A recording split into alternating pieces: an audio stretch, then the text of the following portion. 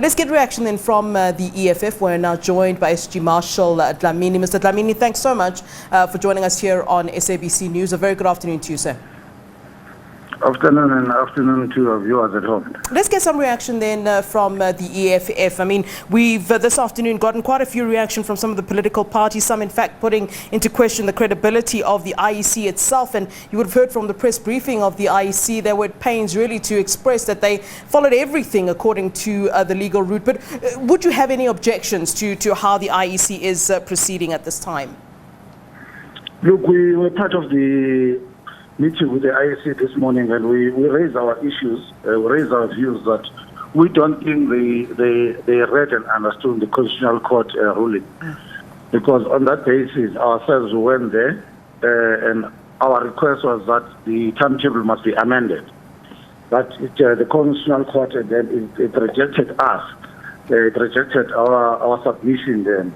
So our understanding was that on that rejection, the IEC can amend. But obviously, as I said in the NPLC meeting, that it's a consultative meeting. It's not like we've got to say. They do as they please, so they've taken a decision. So that's fine. There's nothing else we can do except to go to the ground, because our issue was not on the basis that we're scared of conducting elections or anything. Yeah. We're saying let's respect the institutions of this country. When they make a ruling, let's all abide by it. But now that they've decided to go ahead, succumbing to the pressure of the ANC and everything else, we are, to us, it's a matter. It's on the side now. We're on the ground. We're contesting all the 4,468 wards in South Africa. We're on the ground. That's what we're going to focus on.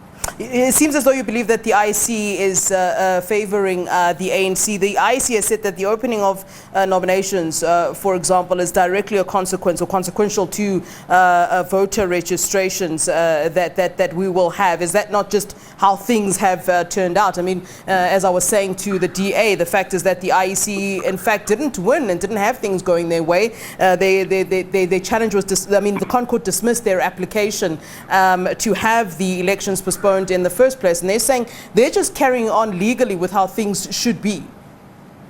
No, they are just being dishonest, because if you read their court papers, their initial submission, they said they wanted elections to be postponed, and one of the reasons they cited there was that because they cannot afford to change the timetable, and they won't have enough time to register candidates and do all those things. Now that the court did not agree to that postponement, where do they get the time to register? Because they said we cannot have time to register all the candidates if the elections are not postponed.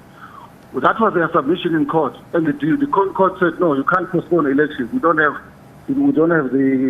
that mandate as the court to allow the amendment of the Constitution to postpone elections. All of a sudden, they don't raise that. So they are just dishonest, because that means they lied to Concord when in their initial submission they said it's because we did not make the deadline and we can't register a candidate.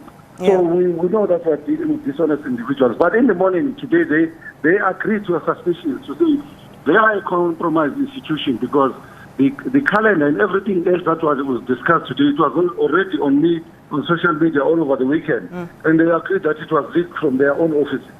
So they are a compromised institution. But nevertheless, ours is to rebuild this country and remove those that we think they are clowning with these institutions, and make sure that we bring the integrity of those institutions back to where they're supposed to be, rather than destroying them outright. All right, Mr. Dlamini, thanks very much for giving us your time here on SABC News.